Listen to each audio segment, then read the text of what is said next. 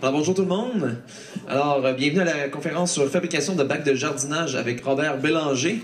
Alors, comme le nom l'indique, Robert va vous montrer comment faire un bac de jardinage avec des matières qui sont récupérées. Alors, sans plus tarder, je vous laisse avec Robert. Merci beaucoup. Alors, bienvenue à tout le monde. C'est ça. Premièrement, je vais me présenter un petit peu. Je viens du groupe Grec Bitume. On est à Limoilou et on fait du jardinage, du compostage, du vermicompostage. On donne des formations, faites-le vous-même, qui vont de fabriquer votre bière à apprenez à tricoter. Et j'ai encore mal au bras depuis 2 semaines à force d'apprendre à tricoter. Mais ça a l'air que les gars, c'est pire un peu, d'après j'ai cru comprendre. Mais 2 jours pour un rendement et demi, là, je trouve ça dur un peu. Mais en tout cas, fait que tout ça pour vous dire que on vous accueille à peu près, je vous dirais, là, une fois toutes les 2 semaines à Crac Bitume à Limoilou. Si ça vous intéresse d'avoir plus de renseignements, vous pouvez aller sur notre site cracbitume.org. Et puis, vous allez avoir tous les renseignements. Vous pouvez même être abonné en bas si vous voulez. On vous envoie un message régulièrement pour vous informer de nos activités. D'ailleurs, la fabrication de bacs qu'on va voir, là, elle est complètement photographiée et, si je me souviens bien, même vidéographiée sur notre site. Ce qu'on appelle en anglais, il doit y avoir un terme en français, mais open source, c'est-à-dire que nos sources, nous autres, on distribue à tout vent. Tout le monde peut se servir de nos trucs. On fait aucune comment je dirais bien ça, donc, aucune rétention là, de savoir. Ça fait que la seule chose qu'on vous demande, c'est si vous en servez, citez-nous. Si vous vous en servez et que vous trouvez des nouvelles méthodes, d'autres manières de faire encore mieux que ce qu'on fait, ben, venez nous en parler. Et puis, ça va nous faire plaisir de discuter de ça avec vous. Alors, c'est ça, ben, nous autres, comme on est un groupe, comment je dirais ça, qui a une conscience écologique, on fait tous nos trucs en fonction de cette écologie-là. Donc, pour nous autres, faire des bacs à réservoir d'eau, il fallait qu'ils soient avec des matières recyclées. Donc, ici au Québec, là, une des meilleures matières qu'on peut trouver pour faire des bacs, c'est des chaudières de 5 gallons comme ça. Ceux-là, ils sont petits un petit peu. Ça, c'est plus du 15 litres que du 20 litres, c'est-à-dire à peu près du 4 gallons plutôt qu'un 5 gallons. Pour les tomates, c'est un petit peu petit, ça dépend de nos tomates, mais ça fonctionne quand même assez bien. Et puis, ce que ça nous prend aussi, c'est un pot de yogourt, comme ça. Et puis, l'autre matériel indispensable, eh bien, c'est comment j'appellerais ça, donc le tuyau de remplissage d'eau. Donc, lui, il se trouve à faire, comme son nom l'indique, à remplir notre réservoir d'eau dans le fond. Alors, c'est plus facile avec ça, d'ailleurs, il y a plusieurs méthodes, mais avec ça, ça va bien, ça va vite. Alors, ben, c'est ça. Qu'est-ce qu'un réservoir, un bac à réservoir d'eau? Eh bien, c'est un réservoir qui a une contenance dans le fond. On a, comme vous pouvez voir, deux bacs un dans l'autre. Dans le premier bac du fond, c'est le contenant. Il est à peu près fermé, là. Il y a juste un petit trou de trop-plein quand il y a trop d'eau. Et puis, dans le deuxième, ben, il y a un trou spécifiquement pour notre pot de yogourt qui fait le lien entre les deux. Moi, je fais toujours l'analogie avec la fanale à l'huile. Dans notre fanale à l'huile, on a un réservoir de pétrole dans le fond. On a une petite mèche qui passe entre les deux, puis on a une flamme qui tire finalement le pétrole d'en bas. Ben, nous autres, la flamme, c'est la plante qui pompe de l'eau au travers de sa mèche qui est entre les deux bacs. Donc, qui tire du réservoir du fond l'eau, qui l'amène au travers de ça jusqu'à la plante. Ça fait que c'est la plante qui travaille pour nous autres. Et Puis en même temps, comme il y a un réservoir, il y a une réserve d'eau. Donc, ça nous fait un petit peu moins travailler. Si vous êtes, probablement que si vous avez déjà planté des tomates dans des bacs comme ça, un bac à soucoupe, là, un pot finalement, vous savez qu'au mois de juillet, vous arrosez le matin, vous arrosez le midi et vous arrosez le soir, et puis si vous êtes capable d'arroser à minuit, vous revenez. Des fois, on n'est pas capable, mais il faudrait quasiment le faire quand il fait bien chaud. Avec ça, au mois de juillet, on arrose une fois tous les 2 jours à peu près. Fait que c'est déjà un bon, un petit congé de plus. Dans des périodes moins chaudes, comme mettons au mois de juin ou au mois d'août, ça peut aller facilement celui-là 4 jours. Et puis, plus votre réservoir est gros dans le fond, finalement, plus vous avez d'autonomie. Ça peut aller jusqu'à peut-être une semaine, là, mais ça prend des plus gros bacs que ces deux-là. C'est ça, grosso modo, c'est le système général. Ça fait que l'eau monte par cette mèche-là. Elle est appelée par ce qu'on appelle la capillarité. La capillarité, qu'est-ce que c'est? C'est comme quand vous prenez une paille pour boire une liqueur, quelque chose comme ça. Vous trouvez à faire comme... si vous laissez la paille comme ça, vous pouvez voir que dans la paille, le niveau est toujours un petit peu plus haut que le niveau du liquide. C'est la même chose, ça c'est le phénomène de capillarité. Puis plus votre paille est petite, plus la différence avec la surface est grande. Donc, nous autres, on fonctionne par capillarité. On met de la terre dans ça, mais notre terre, évidemment, est pleine de petits trous d'air. Donc, l'eau passe dans un petit trou, s'en va au prochain petit trou, s'en va au prochain petit trou, et finalement, la plante finit en asséchant la surface par tirer elle-même toute son eau par capillarité, petit trou par petit trou par petit trou. Mais, avant que vous me le demandiez, ça ne marche pas avec du gravier. Ça peut marcher avec du sable parce que les trous, il faut vraiment que les trous soient petits, là, les petites cavités là, dans la matière. Il faut que ça soit vraiment petit pour que ça fonctionne. Le gravier, c'est trop gros. L'eau ne monte pas au travers de ça. Il faut vraiment qu'il y ait des petits trous. Donc, pas de gravier dans ça. Vous pouvez aller avec du sable dans votre mèche ou de la terre, un peu compactée. C'est ça. Fait que là, je vais vous montrer un petit peu, comme matériel, je vous dirais que nous, ce qu'on aime, c'est d'avoir le minimum de matériel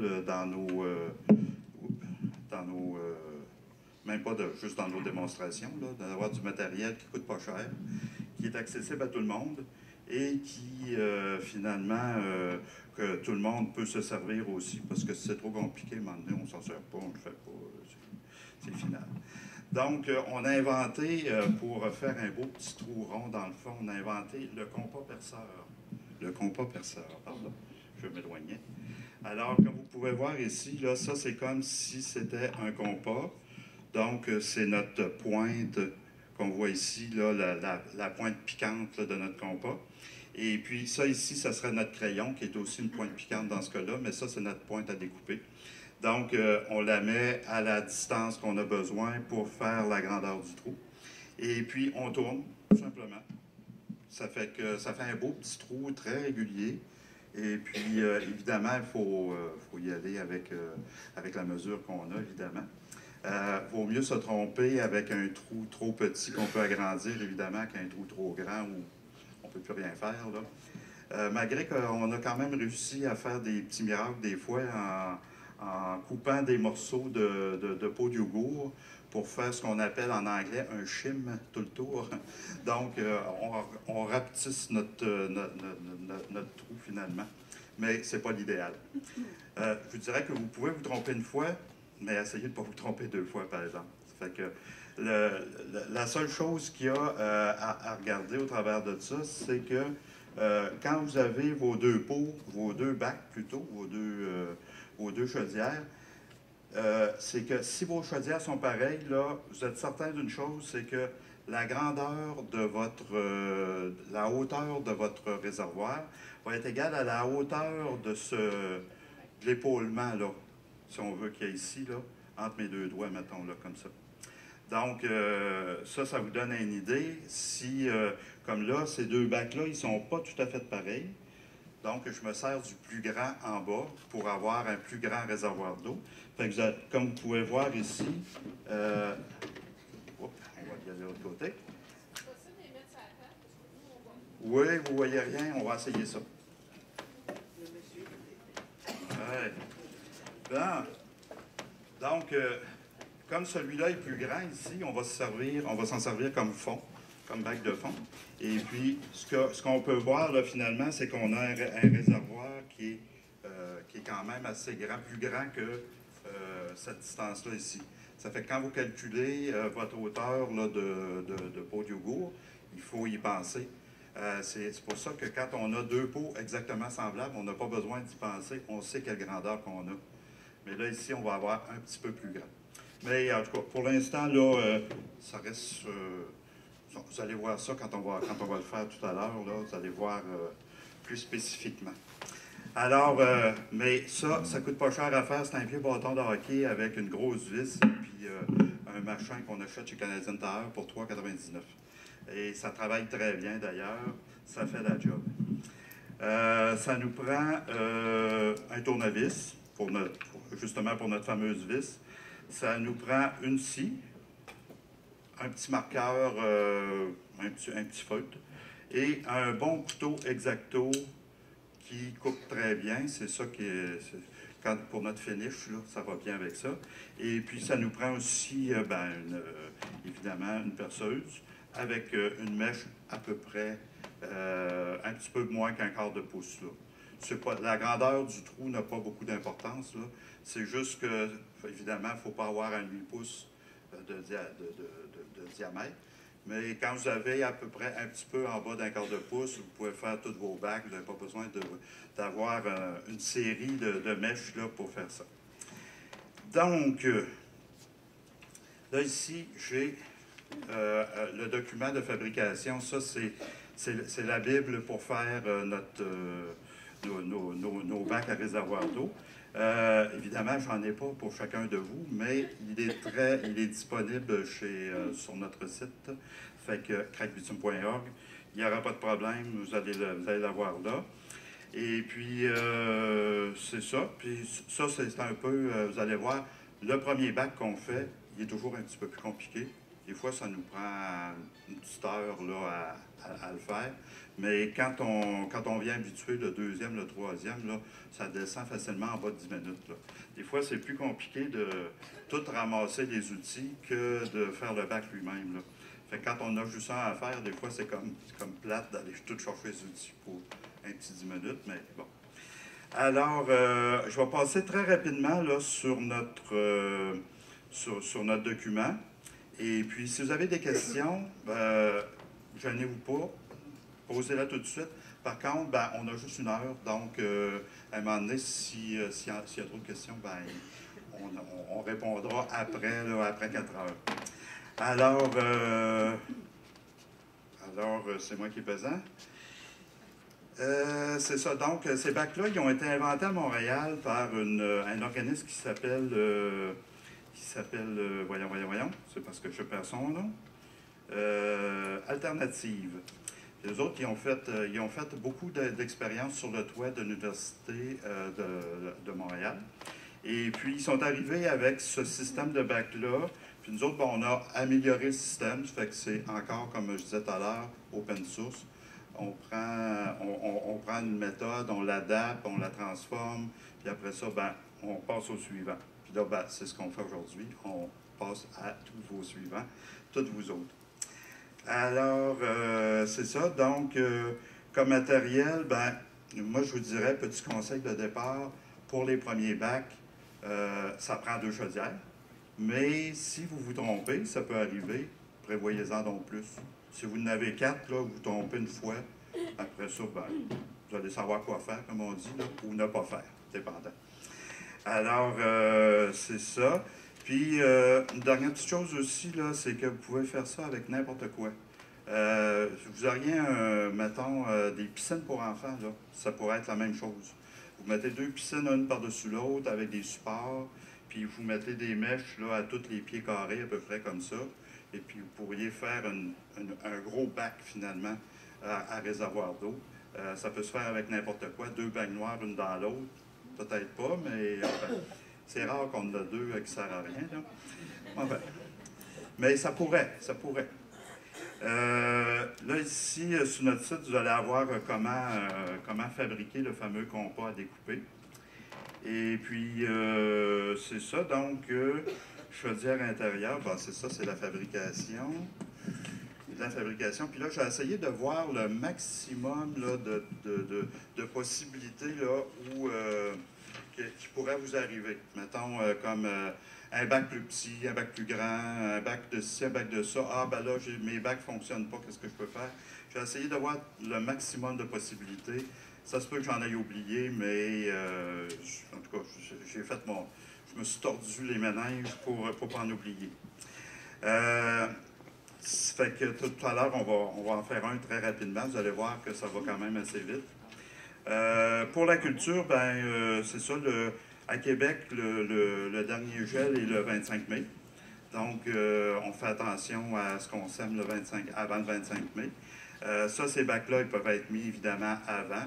Quand on parle de dernier gel, là, on parle qu'il fait froid, mais pas assez pour faire geler, mettons, de l'eau dans le fond du bac. C'est juste que nos plantes, ils n'aiment pas bien ça, là, quand il fait 0, mettons, une nuit. Surtout les petits plants tout petits, puis encore plus les plants de tomates ou les plants de concombres. C'est, mettons, qu'ils n'aiment pas bien ça. L'autre date, eh bien, c'est le premier gel de la saison qui est maintenant vers le 15 octobre au centre-ville. Moi, ce que je vous parle, c'est surtout au centre-ville. Donc, c'est ça, au centre-ville, on t'offre un petit peu plus longtemps qu'un peu dans la banlieue.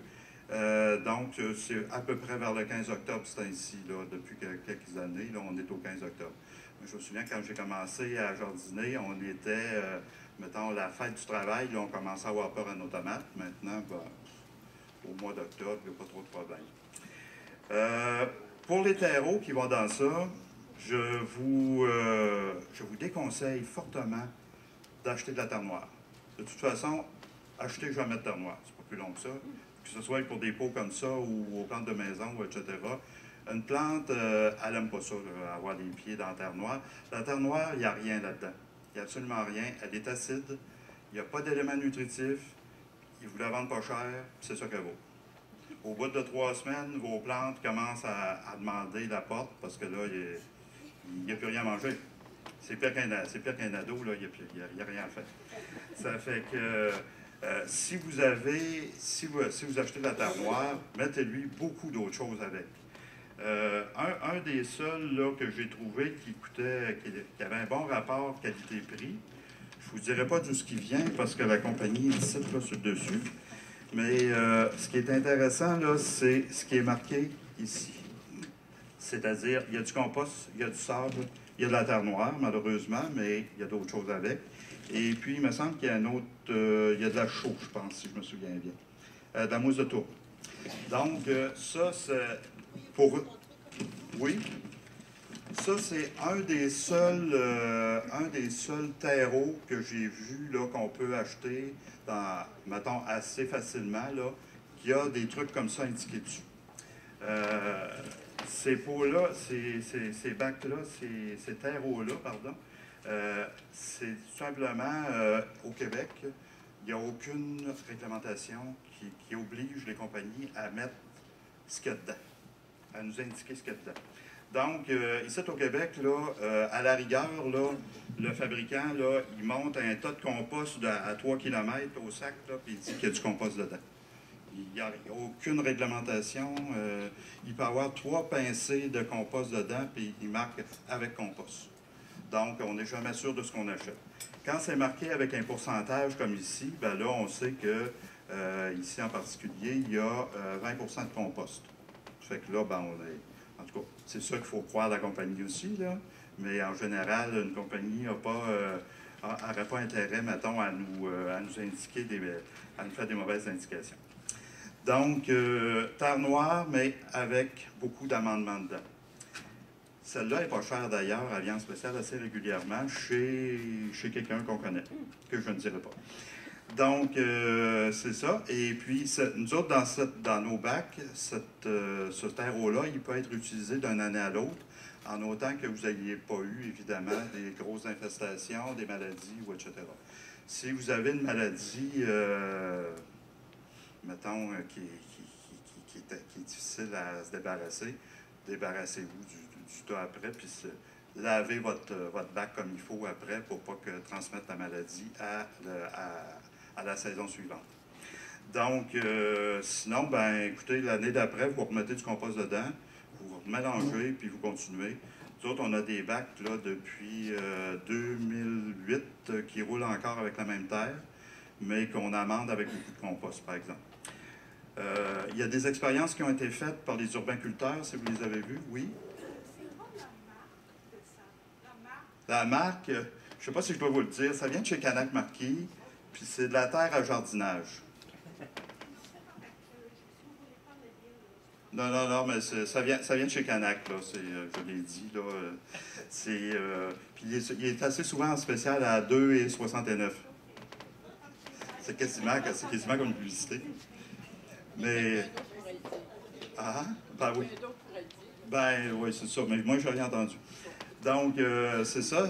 Il y a des expériences qu'on a faites, que les urbainculteurs ont faites. Ils ont mis 100% de compost plutôt que de mettre du fumier, du terreau. Et puis, ça a très bien fonctionné, en particulier pour les courges, les cocombes. Évidemment, c'est des gourmands, là, donc... puis même les tomates ont apprécié la chose. Sauf que du compost, on n'a pas toujours autant chez nous à mettre dans ça. Nous autres, ce qu'on met, c'est à peu près, mettons, entre 25 et 50%. C'est ça qu'on met dedans, de compost. Nous autres, on a accès, comme on fait du compostage communautaire au centre-ville, on a accès quand même à une bonne source de compost à toutes les années. Donc, on peut se permettre de pouvoir en mettre peut-être un petit peu plus. Mais déjà, si vous commencez à 25%, là, c'est correct. Puis là-dessus, bien, celui-là, ici, il nous annonce qu'il y a 20% déjà. Ça fait que un peu plus, puis tout va bien. Si vous n'avez pas de maladie, comme je vous disais, ben, vous continuez. Je vais vous le dire tout de suite parce que j'ai tendance à l'oublier. Si vous les gardez chez vous, l'idéal, c'est de garder le couvercle qui va dessus, un des couvercles. Si vous pouvez le mettre dans une remise ou à un endroit fermé, il n'y a pas de problème. C'est juste que si vous le laissez dehors, bien évidemment, la pluie, la neige, tout va passer au travers et ça va tout laver votre compost. Donc, si vous mettez un couvercle ou que vous le mettez dans une remise, bien là, vous économisez votre compost pour l'année d'après. Fait que ça, j'ai toujours tendance à l'oublier. Puis là, après ça, ben là, c'est comme... J'aurais dû lui dire ça. Donc, pour les terreaux, c'est à peu près ça. Les amendements, bien évidemment... je vous fais confiance là-dessus. Vous savez ce qui est bon. Les émulsions d'algues et poissons, nous autres, on ne les conseille pas pour la fertilisation en tant que telle. Comme amendement, oui. Nous autres, on les utilise surtout comme, mettons, pour les tomates. Ben, c'est qu'on a des fois des petites carences, les feuilles jaunissent. Donc, si on remet du compost, ça prend 2 semaines avant que la plante puisse reprendre du poil d'abeille. Donc, ce qu'on fait, nous autres, c'est qu'on met du compost et puis on met une petite émulsion d'algues et poissons sur les feuilles. Et puis, c'est immédiat. C'est très rapide, hein? C'est presque du jour au lendemain, là. Sauf que ça dure 2 semaines. Ça fait qu'en couplant le compost et l'émulsion d'algues et poissons, ben là, on a les deux. Donc, normalement, on sauve notre plante sans trop de problèmes avec ça. Toutes les émulsions foliaires, tout ce qu'on met sur les feuilles, jamais plus que 26 degrés parce que les pores des feuilles se ferment et puis tout sèche en surface, puis ça fait une croûte. Donc, après ça, votre plante ne peut plus respirer. Là. Tout ce qu'elle fait, c'est essayer de briser là, cette couche-là. Et puis, c'est ça. Donc, vous le faites le soir, vous le faites le matin, mais jamais plus haut que 26 degrés. Ça fait que, puis en condition de légumes, ben c'est ça, il y a des légumes plus exigeants que d'autres. Il y a l'aubergine. Nous autres, notre meilleur vendeur pour nous autres, c'est l'aubergine. Dans une aubergine, dans un bac comme ça, une aubergine pour nous autres, là, elle produit facilement 6 à 8, des fois 9 aubergines par plant dans ça. Moi, je ne réussis pas des fois à en avoir plus qu'une dans mon jardin. Donc, même si vous avez un jardin, ça vaut la peine, si vous voulez avoir des aubergines, d'avoir des bacs comme ça. Vous allez multiplier vraiment là, votre quantité de production. D'autres qui sont exigeants, bien évidemment, la famille des solanacées, c'est-à-dire les cerises de terre, les tomates, les poivrons. Évidemment, ça, c'est très. Ça en demande beaucoup. Puis, comme je vous disais tout à l'heure, ben, les cocombes et les courges, évidemment, c'est les seules plantes qu'on peut planter vraiment directement dans le fumier. Même un fumier frais, là, presque tiré de la vache, comme on dit. C'est les seules plantes qui sont capables de le toffer. Mais puis, ils poussent très bien, puis ils sont heureuses. Ça fait que si jamais vous avez du compost pas très mûr, ben organisez-vous pour mettre vos cocombes dedans et vos courges. Ils vont être heureuses. Un peu plus vieilli, ben là, les tomates, les aubergines, ça va faire.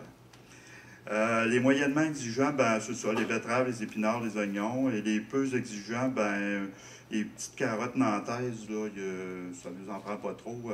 Autrement, ils se mettent à faire beaucoup de petites racines, des petits poils. Les fines herbes, en général, on n'en met pas trop non plus. Les haricots, il n'y en a pas vraiment besoin. Les laitues, les pois, c'est assez... on n'en a pas besoin de beaucoup. Donc, on y va avec notre 25 % puis les autres qui n'ont pas trop de problèmes avec ça. Conseil de fabrication, gardez vos couvercles si vous les gardez à l'extérieur pour l'hiver. S'assurer, ben, pour que ça y aille bien, avoir 2 chaudières, évidemment, qui correspondent ensemble. C'est-à-dire qu'ils ne sont pas... des fois, on en essaye une, puis mettons qu'elle bloque là, ben là, on dit c'est pas l'idéal. Il faut vraiment qu'il y ait le même diamètre.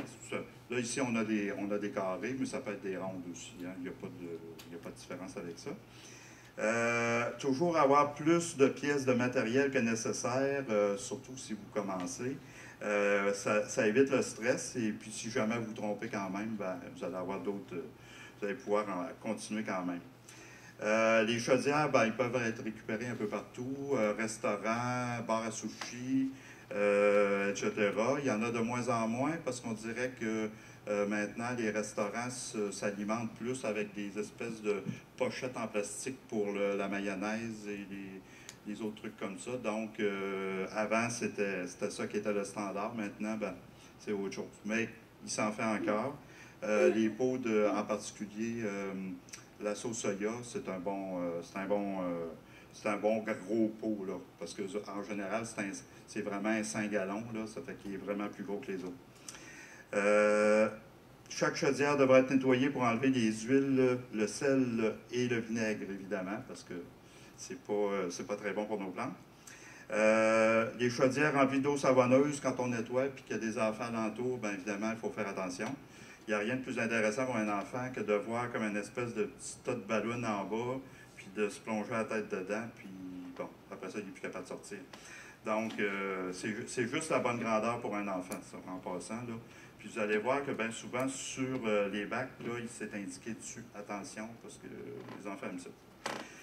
Fait que, grosso modo, ici, ben, vous avez notre adresse et un peu la médiographie, là, fabrication de bacs, Yves Gagnon, Lily Michaud, et les 2 seuls livres là, qui vraiment, en dehors de Lily Michaud, qui nous parle de la culture en bac comme ça, là, avec réservoir d'eau, c'est M.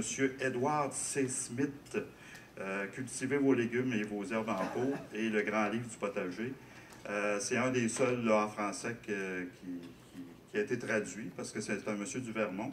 Il a à peu près le même climat que nous autres. Il est plus au sud, mais il y a des Appalaches, ça fait qu'il est plus haut. Fait que ça ressemble beaucoup à ce qu'on a ici comme climat. Lui, il est zoné 4. C'est à peu près ce qu'on a ici.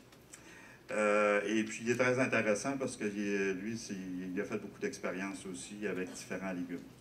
Des fois, il nous dit, ben, lui, il continue quand même à faire son jardin, et puis, mais il fait des bacs quand le spécial en demande, c'est-à-dire en particulier là, pour les aubergines. Mais il en fait quand même beaucoup. Fait que ça doit être une méthode intéressante malgré tout. Nous autres, on s'en sert évidemment énormément là, parce qu'on a souvent, nous autres, on a beaucoup de cours en asphalte. On peut faire ça sur un balcon aussi, sur un toit. Si votre terre est contaminée, c'est merveilleux. Vous n'avez pas de contact avec la terre contaminée. Et puis, ça vous permet d'avoir un terrain qui ne servait pas finalement, qui est utile pour faire de la culture. Donc, il faut toujours faire attention quand on est en ville. On ne sait jamais ce que les voisins ont fait avant nous, ou même s'il y a déjà eu une industrie qui est passée sur notre terrain avant qu'on soit construit. Donc, en ville, il faut faire attention à ça. Donc, on commence. Oui. Voilà. Alors, je vais me servir du... avez-vous des questions, premièrement? Oui, monsieur. Lié de cheval, qu'est-ce que vous pensez de ça? Les études de l'écurie. Oui, bien, il n'y a pas vraiment de problème. Vous parlez au niveau de la qualité ou... Oui, pour les cours, je le mettrai.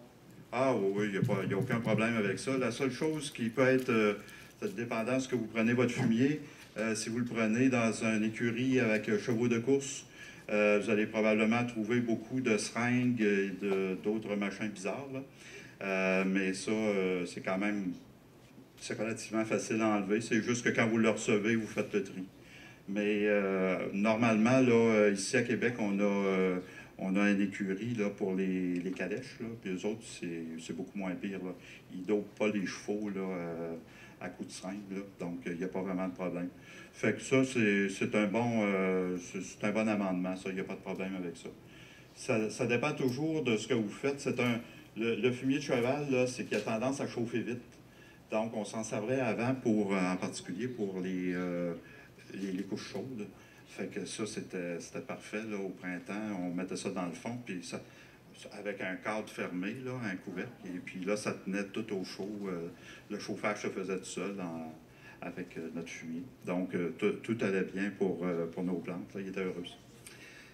D'autres questions à part de ça? Oui. Oui.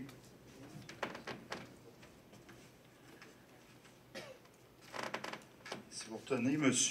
Edward C. Smith, là, vous allez pouvoir les trouver, c'est sûr. Il a cultivé vos légumes et vos herbes en pot.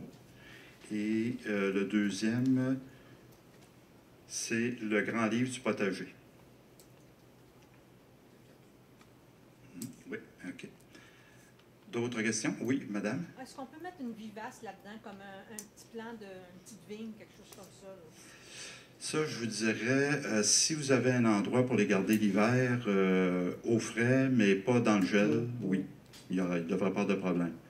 La seule chose, c'est que quand vous allez avoir un moment donné à remettre du compost dedans, ben là, la job va être un peu plus difficile parce que là, il va falloir que vous sortiez ça, enlever, comme une plante de maison finalement. Là. Vous sortez du pot, vous grattez un peu, vous enlevez l'extérieur, puis vous remettez du fumier ou du compost dedans pour que ça continue finalement. Ça fait que c'est peut-être un petit peu plus compliqué là, que pour les vivaces. Nous autres, on s'en sert pas vraiment pour les vivaces. C'est trop compliqué parce qu'on a beaucoup de bacs. Quand on a une cinquantaine ou une 70 bacs, ben là, c'est quand même plus compliqué. Là. Quand on a un, on peut dire « Ah oui, OK, bon, je vais me donner la peine. » Mais 75, ça ne nous tente pas vraiment de le faire. D'autres questions? Ça va, donc, allons-y fort. Je vais essayer de me mettre pour que vous m'entendiez quand même. Donc, pour ne pas vous tromper, ben là, c'est presque... Je n'oserais pas dire que c'est de l'esclavage, là, mais quand même, ça y ressemble, OK? Alors, pour ne pas vous tromper, les premières fois, après ça, vous n'en occuperez pas, vous allez savoir comment ça marche.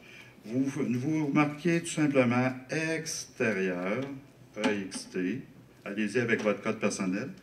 Et celle qui est par en dedans, là, qui va tenir la terre, finalement, ça va être, mettons, INT pour intérieur. Parce qu'il y en a un qui a juste un trou dedans à l'extérieur pour le trop-plein. C'est-à-dire que quand on arrose, à un moment donné, il faut savoir quand est-ce arrêter. Il y a un trou qui est juste en dessous là, de où va arrêter le bac, finalement, là, juste ici à peu près, là, à cette hauteur-là. Ça fait que ça vous indique que quand vous remplissez, si ça se met à dégoûter par là, votre réservoir est plein, vous arrêtez. Évidemment, vous ne voulez pas gaspiller. Et puis, c'est ça. Puis quand il pleut aussi, mettons que je ne parlerai pas d'un été particulier, mais s'il pleut comme en 2009, en 2010, il pleut tout le temps, là, 40 mm par jour, ben c'est ça, ça va rentrer et puis ça va sortir. Malheureusement, évidemment, ça lave un petit peu votre compost, là, mais bon, des fois, on n'a pas le choix, là, l'été est là. Hein? Donc, pour l'extérieur, on va la mettre de côté, on va la faire à la fin. Oui, c'est... Donc, ce que je vais vous le dire 3 fois, mais quand même, vous allez... En tout cas, quand ça va vous arriver, vous allez penser à moi. Enlevez les anses sur vos chaudières. Si vous ne les enlevez pas, ce qui va vous arriver, c'est que quand vous allez déplacer votre bac à un moment donné, admettons là, qu'il n'y a plus de... Mettons que les anses sont là. Ce que vous allez faire, c'est que s'il y a un anse surtout, là, vous allez avoir tendance à prendre... Puis là, ce qui va arriver avec de l'eau, là, c'est que vous allez le prendre comme ça. Puis là, il est possible que votre...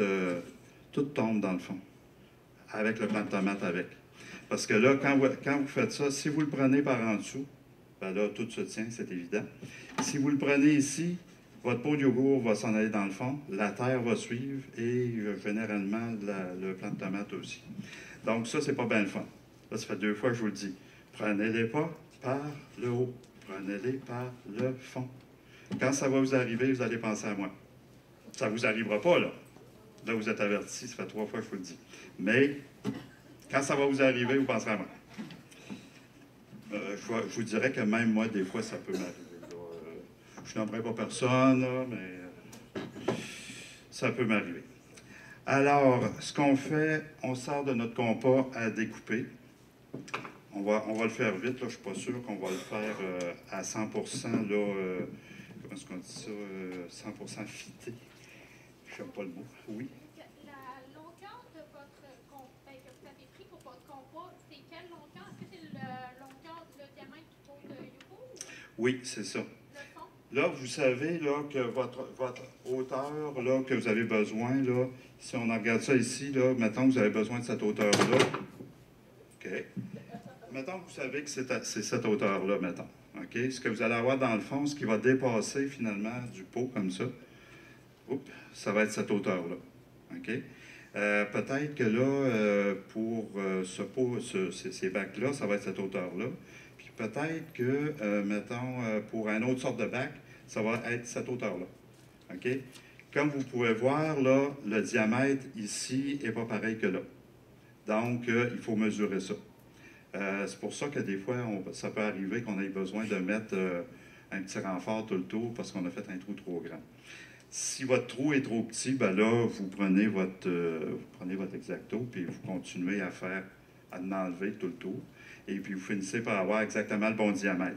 L'idéal, là, c'est vraiment d'avoir que votre pot soit à côté dans le fond, évidemment, et puis qu'il ne bouge pas comme ça. Parce que quand ça ne vous arrivera pas de le lever par le premier bac, ben là, s'il est serré, il n'y aura pas trop tendance à tomber dans le fond. S'il est lousse, ben là, en tout cas, ça peut arriver. Fait que, est-ce que ça répond à votre question? On a des fois, il y a des petits trucs là, qu'on appelait anciennement des vastringues, là, qui est une espèce de règle là, avec 2 petits bras pour qu'on vienne prendre là, comme ça ici. J'en ai un ici, là, je peux peut-être que c'est...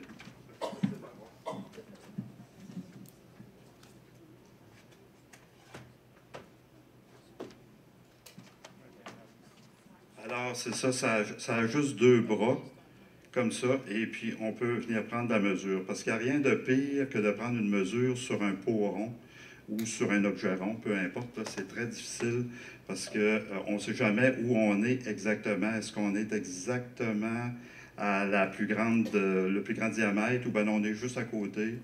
Fait que des fois, ça peut changer. Fait que là, je sais qu'à cette hauteur-là, j'ai besoin de ça. Ça, c'est un diamètre, évidemment. Nous autres, ce qu'on a besoin pour travailler avec notre pot de yogourt, c'est un rayon. Parce que quand on travaille avec notre compas, là, nous autres, ce qu'on a besoin, finalement, c'est la moitié de la mesure qu'on vient de prendre ici. Ça fait qu'idéalement, c'est d'avoir ça. Ça ne coûte pas très cher. Sinon, vous y allez, comment je dirais bien ça, par essai et erreur.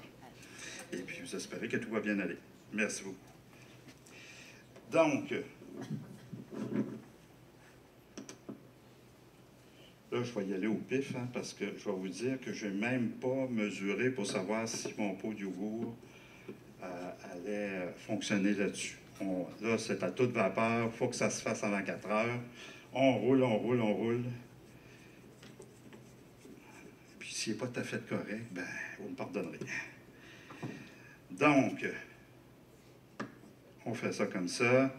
Et puis, là, il faudrait que je m'installe par terre ou que j'aille un volontaire. OK? Puis, on oublie le micro pour le moment.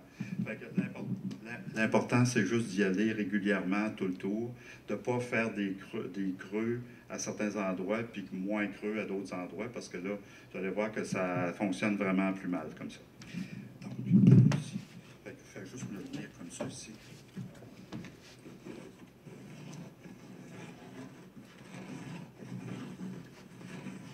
Alors, comme mon volontaire peut le voir, ça creuse quand même assez bien.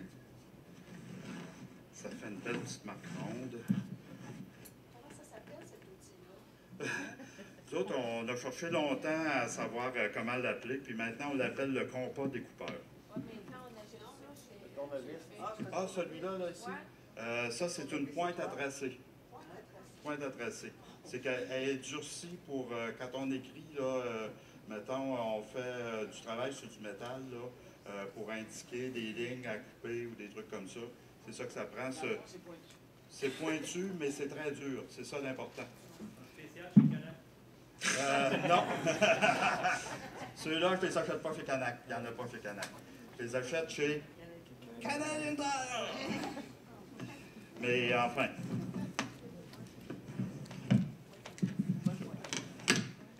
Pointe à tracer. Là, j'y étais un petit peu trop avec cœur à certains endroits et un petit peu moins ailleurs. Vous servez finalement là, d'un bras de force. Là. Plus votre poteau est grand ici, plus c'est facile. Jusqu'à un certain point, là, évidemment.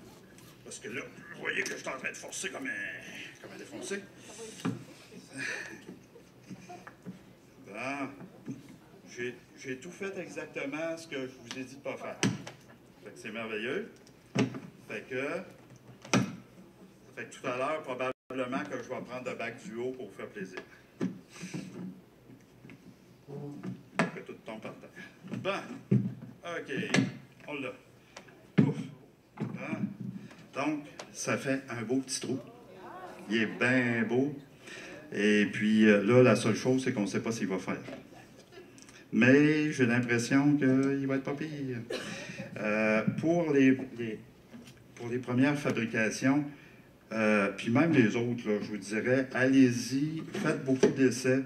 Comme là, j'aurais tendance à croire là, que je pourrais prendre peut-être le couteau et puis de faire un petit fini un peu plus doux. Mais je prends le temps de faire un petit essai pour voir. Puis là, pourriez-vous mettre le micro un petit peu ici? Là, quand je... Non, vous ne l'entendez pas. Mais, oui, un petit peu. Alors, quand je pèse dessus, là, il y a une petite chose, là. Il y a un petit espace tout petit. Ça fait que, puis évidemment, il faut qu'il touche le fond, parce que s'il ne touche pas le fond, même si c'est juste, mettons, 1/8 de pouce dans le fond, ça veut dire que vous avez 1/8 de pouce d'eau qui n'est jamais bu par votre plante. Parce que là, elle n'est jamais bu là, par la mèche. Donc, dans ce temps-là, on y retourne un peu. On y fait un petit grattage. On essaye de ne pas se couper, puis de ne pas parler en même temps. Moi, je suis comment qu'on appelle ça déjà, là? Il y a un terme pour ça, là. On ne peut pas faire deux choses en même temps, là. On n'est pas multitâche. Un multitâche, absolument. C'est ça que je cherchais. Ben, ça dépend pourquoi. Là, je suis capable de manger de la gomme en marchant. C'est pas si pire. Mais je ne mange pas de gomme de toute façon. Bon, ça fait que là, plus rien. Il touche vraiment le fond. Puis, il est juste à la bonne place, c'est merveilleux. Fait que, tant qu'à être là, on va s'occuper. Ah, on va s'occuper, mais j'ai oublié de quoi. Parce que là, il faut que vous passiez votre mèche. Hein? Ça, c'est bien utile. Il faut que l'eau rentre.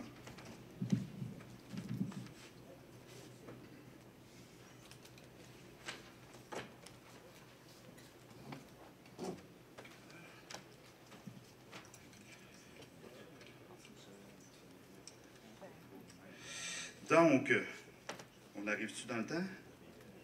10 minutes? Oh, OK, on devrait être correct. Alors, moi, j'en fais le point le plus bas.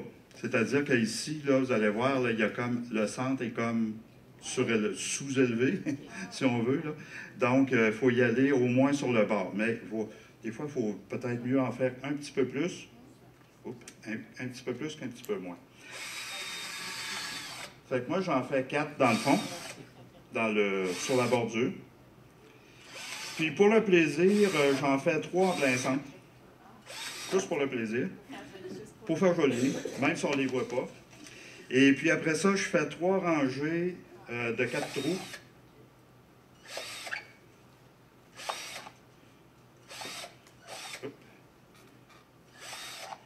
Puis s'ils ne sont pas égales, hein, c'est pas grave. Puis s'il y en a 5, ben il y en aura 5. L'important, c'est qu'il n'y en ait pas 200, parce que là, vous allez avoir... ça ne fera pas grand-chose dans la vie, celle-là. Donc, puis là, ben, vous gratouillez votre plastique. Il y a toujours un petit peu de plastique qui traîne un peu. Là, tout à l'heure, notre bac, là, tout allait bien. Donc, on peut se dire que ce qu'on peut voir dans le fond, finalement, c'est ça. Fait qu'il va être à peu près comme ça. Il va boire, vous viendrez voir tout à l'heure, là, il va boire partout. Ce qui est important, c'est de faire des trous vers le bas, parce qu'évidemment, c'est surtout vers le bas que votre eau va pouvoir passer. Fait que celui-là, il est prêt. On a un bout de prêt. Bon. Si vous voulez le faire plus joli aussi, vous pouvez le gratouiller un peu, ça, il n'y a pas de problème, mais pas trop pour qu'il soit quand même encore serré. Pardon? Oui, notre trou ici, parce que des fois, là, il y a des petits morceaux de plastique, là, c'est pas beau, c'est pas fin, c'est pas gentil. Puis, fait que là, vous nous faites 4 beaux trous. Je dis 4, mais si vous en faites 5, je ne dirai pas un mot. Ça, c'est juste, comme je vous disais tout à l'heure, en cas où que vous ayez une saison pluvieuse, c'est que toute l'eau qui va tomber dans le bac va s'écouler par ces trous-là ici. Moi, j'en mets un aux 4 coins, puis c'est bien correct. Puis, aux 4 coins. Vous gardez un coin pour pouvoir placer ceci. Donc, on va changer ça tout de suite. Une scie-cloche. Ça, c'est vendu chez Canadian Tire. Et oui, c'est une scie-cloche de la même grandeur, évidemment, que votre tuyau. Votre tuyau en plastique, c'est l'idéal. Diamètre, 1 pouce et quart. Ça dépend de vous. Mais là, ça vous prend la scie-cloche qui va en conséquence. Si vous n'avez pas de scie-cloche, vous pouvez gosser avec un couteau. C'est toujours plus difficile de faire un beau petit trou rond, mais c'est faisable quand même. Et puis, c'est ça. Donc, cette scie-cloche-là, ce qui est intéressant, c'est qu'elle est très régulière et puis elle empêche la terre, finalement, de passer entre le tuyau puis la bordure du trou. C'est ça le grand avantage. Et puis, hop! Ça fait que là, puis moi, je la mets dans le fond, dans un coin, mettons comme ici, assez proche du bord, parce que, évidemment, ma plante, elle va être, normalement, elle devrait être plantée centrale. Donc, plus loin vous allez vers la bordure, ben, moins ça va accrocher votre plante. Donc, puis d'un autre côté, ben, si vous la faites trop proche de la bordure, ben là, vous allez accrocher la bordure. C'est moins le fun, ça aussi. C'est moins beau. Quand vos voisins vont venir, peut-être qu'ils n'aimeront pas ça. Là. Pas rapport. Puis là, ça là, faut faire attention parce que quand elle finit de mordre, ça se peut que votre perceuse entraîne le pot. Entraîne le pot en faisant comme ça. Fait que peut-être qu'il va faire ça aussi, là. Ça fait que c'est moins de fun. Donc, on a quasiment fini, là, ça va bien. Je l'enlève tout de suite parce qu'après ça, quand il est froid, là, c'est plus enlevable. C'est comme si ça collait après le plastique. Donc, on peut regarder tout de suite si ça fonctionne. C'est merveilleux. En plus, j'ai pris à peu près la bonne grandeur. Il n'y aura pas grand-chose à changer avec ça tout à l'heure. J'attire votre attention tout de suite. Le tuyau, il est biseauté pour le fond. Parce que quand vous allez arriver dans le fond comme ça, là, ce qui va arriver, c'est que votre eau, elle va couler tout de suite. Ça va aller vite. Si vous mettez un bout de tuyau carré sur l'autre côté, ben là, vous allez arroser, ça va couler, puis là, maintenant, vous allez arroser. Tandis que là, si vous le faites en biseau, ben ça va couler tout de suite, fait que vous allez arroser, ça va aller vite. Si vous avez juste un pot, c'est pas grave. Si vous en avez 75, c'est plus long. Oui. Oui, absolument, absolument. Ça, tout est inscrit de A à Z. Ça fait que finalement, notre bac intérieur est fait. Fait que tout ce qui reste, finalement, c'est de faire le trou de trop-plein sur notre bac extérieur. Et puis d'enlever l'anse tout de suite avant que peut-être que quelqu'un tire dessus. Voilà, le petit joyeux. C'est fatigant, ça. Mais, comme je disais tout à l'heure, ça ne vous arrivera jamais. Mais quand ça va vous arriver, vous allez penser à même. Je me répète, mais là, je vais vous le dire 3 fois.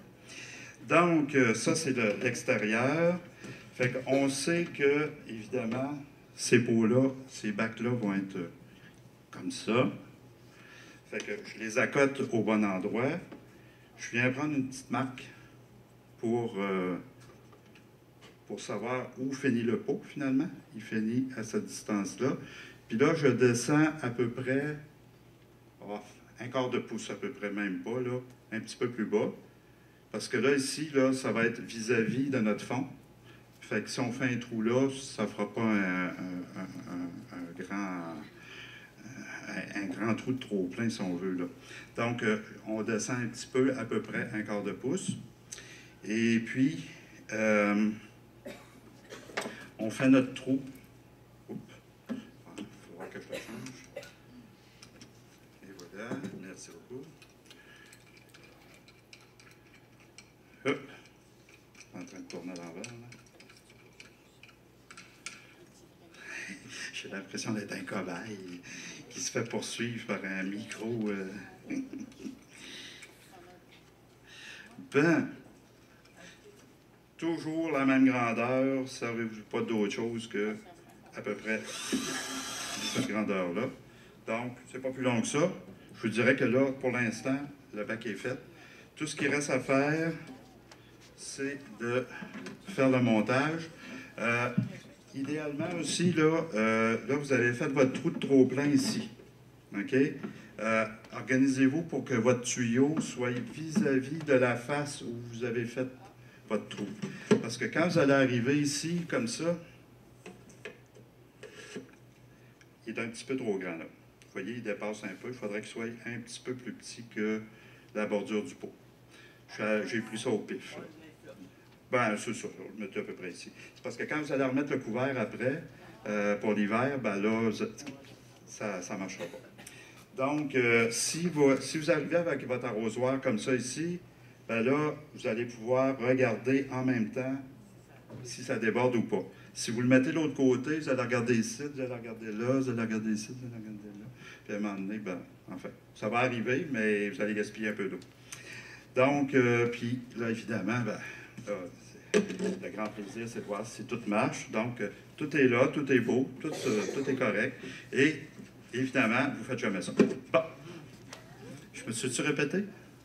Je l'ai-tu assez répété? Je ne sais pas. Alors, ben, c'est ça. Ça fait que là, on a un bac. Vous voyez, ça a pris à peu près une vingtaine de minutes.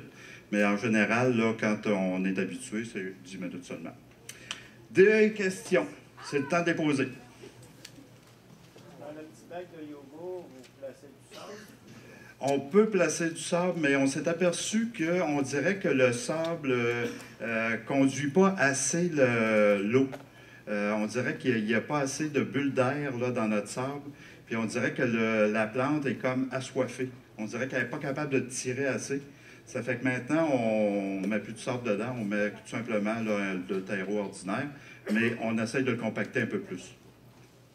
Sinon, c'est vrai en passant, là, quand vous allez mettre votre terreau dans ça, évidemment, vous ne le compactez jamais. Vous le laissez aller. Quand vous en mettez, avant de planter votre plante, là, vous en mettez pratiquement jusqu'au bord, puis quand vous allez arroser, après ça, ben là, ça va descendre, ça va se pacter tout seul. Ça fait que il faut jamais le pacter pour la peine, là, comme on dit. Sauf dans le pot de yoga, c'est ça. Et puis, c'est ça. Puis je vous ai parlé aussi du compost, ça fait que tout est là. Ça fait que là, il y avait d'autres questions. Oui? Pardon? Non, ça, on aimerait ça, mais ça serait une compagnie de fabrication. Là. Puis ça nous intéresse plus de répandre la bonne nouvelle que de faire la bonne nouvelle.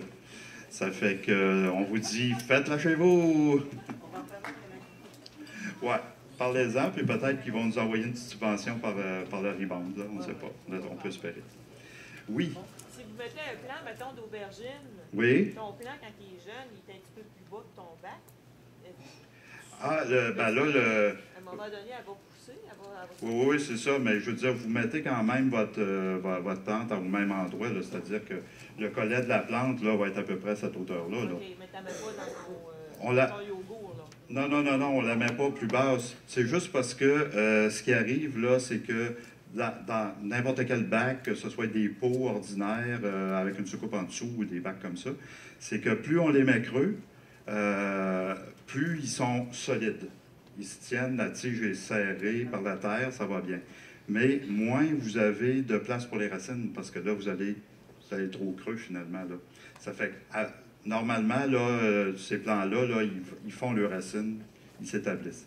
Une autre chose aussi que j'ai oublié de vous dire, si jamais vous oubliez de l'arroser, mettons, et puis que vous en revenez, puis c'est sec, le terreau est sec, là, puis que bien souvent, là, ce qu'on voit, c'est qu'il y a une craque tout le tour. Ça ne sert à rien de remplir votre réservoir d'eau dans le fond tout de suite. Vous y allez en surface jusqu'à temps que le terreau là, reprenne sa place, qu'il s'étende un peu, puis que la craque soit vraiment plus petite. Là. Puis après ça, après quelques heures, mettons 2-3 heures, vous pouvez remplir. Ça ne sert à rien de remplir le réservoir avant, il ne boira pas. Tous ces terreaux-là là, qui ont de la mousse de tourbe dedans, là, c'est qu'avant que ça prenne de l'eau, ça prend du temps. Et puis c'est ça qui fait que ce terreau-là se rétrécit. C'est comme s'il il manque d'eau, ça fait que là, il ratatine littéralement. Ça fait que c'est bien plate pour ça, mais en même temps, ben, il y a d'autres avantages à la mousse de tourbe, évidemment. D'autres questions? On a fini, on est arrivé dans les temps. Alors, j'aimerais une bonne main d'applaudissement pour Robert, s'il vous plaît.